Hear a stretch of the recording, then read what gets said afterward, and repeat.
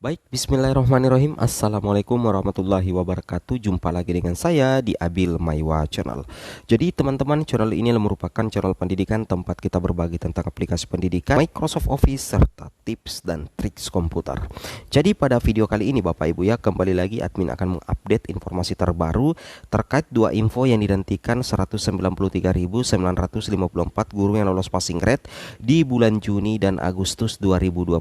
Jadi Bapak Ibu siap-siap di bulan ini, bulan Juni ya, tentunya sebulan ini, dan tentunya bulan yang kita nantikan bulan Agustus tahun 2022. Karena kenapa? Di situ ada informasi penting ya untuk 193.954 guru lolos passing grade, dan ini nantinya akan dijelaskan secara langsung oleh Ibu Prof Nunuk Suryani. Oke, tanpa basa-basi lagi kita langsung to the point saja Bapak Ibu ya, ke informasinya. Nah, di sini Bapak Ibu ya, perhatikan ya. Di sini kalau kita perhatikan lini masa yang ada, kita coba fokus dulu di lini masanya di bulan Agustus dengan bulan Juni.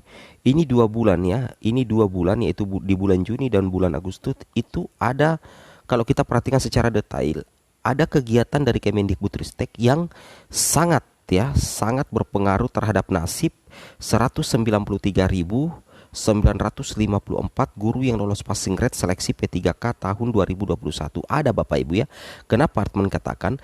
Karena nantinya di bulan Juni itu Kemendikbud dan beberapa Pemda di Indonesia akan mengadakan rakor teknis Panselnas bersama pemerintah daerah, dan itu dimulai hari ini Bapak Ibu ya, tanggal hari ini ya, tanggal 18 Juni ya, tanggal 18 Juni.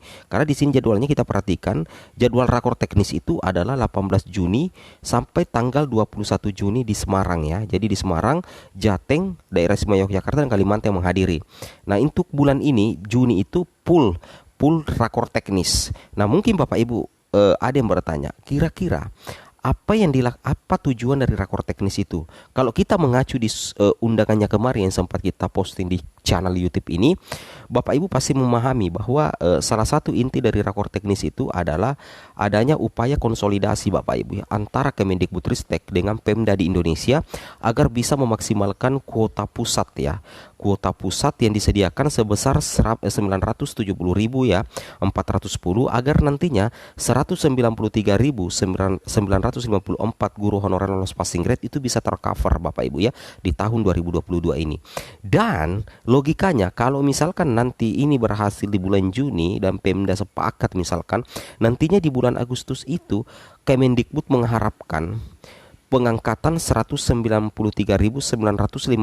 guru lolos PG 2021 itu bisa terpenuhi Bapak Ibu ya. Itu bisa terpenuhi. Nah, seperti itu ya. Jadi di bulan Juni ini itu indikasinya nanti atau hasilnya pasti ke bulan Agustus. Logikanya seperti itu Bapak Ibu ya. Jadi kegiatan Kemendikbud full di bulan Juni mulai tanggal 18 Juni sampai 6 Juli ya sebenarnya. Terakhir di Makassar nanti Bapak Ibu ya, itu 3 Juli sampai 6 Juli di Makassar rakornya. Itu indikasi dari Juni, implementasi dari Juni Juli kegiatan Kemendikbud. Nanti hasilnya kemungkinan berdasarkan lini masa ini, kemungkinan ya, jadi belum pasti, tapi kemungkinan kita bisa coba cek nanti di bulan Agustus terkait penentuan nasib ya untuk 193.954 guru lolos passing grade di tahun 2021. Seperti itu Bapak Ibu ya. Oke ya, untuk lebih jelasnya terkait dengan lini masa P3K 2022 terutama di bulan Juni dengan Agustus, Bapak Ibu bisa simak sedikit pemaparan langsung dari Prof Nunuk Suryani berikut ini. Selamat menyaksikan. Informasi 2022 itu baru 45%, jadi total kebutuhan yaitu 758.000 Bapak Ibu. Ini kita perlu bantuan semua pihak agar ada menyelesaikan masalah ini.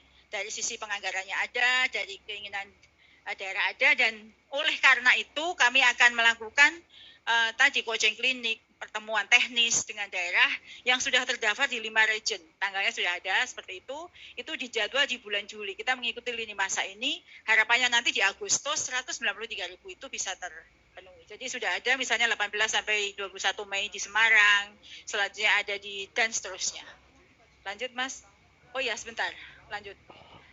Nah ini Bapak Ibu yang saya hormati, jika formasi tidak ditambah Bapak Ibu, yang warna hitam itu 564.000 guru honorer akan memperebutkan 149 formasi yang akhirnya pasti ada 300-an ribu lebih guru-guru yang tidak mendapatkan formasi. Ini yang akan menjadi permasalahan baru.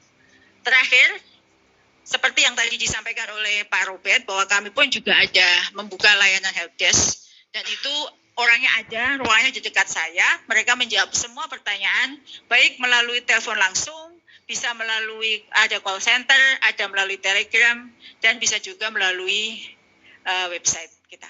Terima kasih, itu yang bisa saya paparkan. Jika ada pertanyaan terkait dengan apa yang tadi disampaikan Pak Robert dari Ombudsman yang kepada kami, dan kami sudah dengan Mas Robert ya, Mas Robert sudah melakukan koordinasi terus-menerus dan bisa menjawab semua aduan tersebut. Kami laporkan bahwa seleksi ASN P3K tahun 2021 semula menggunakan mekanisme tes. Jadi saya tidak akan menjawab detail terkait dengan pelaksanaan 2021. Namun di sini berdasarkan evaluasi bersama Panselnas dan juga masukan dari berbagai pihak, termasuk Komisi 10 yang sudah memberikan masukan, maka kami bisa menyampaikan bahwa pada tahun 2021 mekanisme yang digunakan adalah mekanisme tes. Mekanisme tes ini Pemda membuka formasi di satu lokasi berdasarkan kebutuhan, lalu tersebutlah angka 506.000, lalu guru memperebutkan formasi yang dibuka. Dan yang poin 3, formasi yang dibuka itu dapat diikuti oleh seluruh guru yang terdaftar di Dapodik. Yang akhirnya karena terjadi untuk tahun 2003 kali ujian 1, ujian 2, dan ujian 3. Ujian 1 hanya diberi kesempatan kepada guru honorer di sekolah negeri, dan ujian tahap 2 inilah yang kemudian menimbulkan banyak sekali permasalahan. Mungkin permasalahan yang masuk ke Ombudsman terkait dengan aduan dari berbagai pihak, karena yang ada di nomor 3 itu. Nomor 4, terjadi mutasi, rotasi, dan pergeseran. Guru-guru induk tergeser oleh guru-guru swasta yang boleh masuk di ujian kedua, sehingga terjadilah masalah, dan itu serentak terjadi.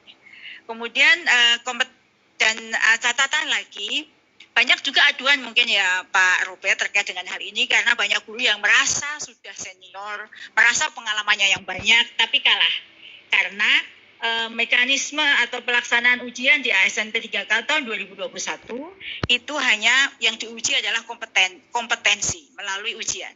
Kompetensi yang diuji adalah teknis, profesional, dan pedagogik.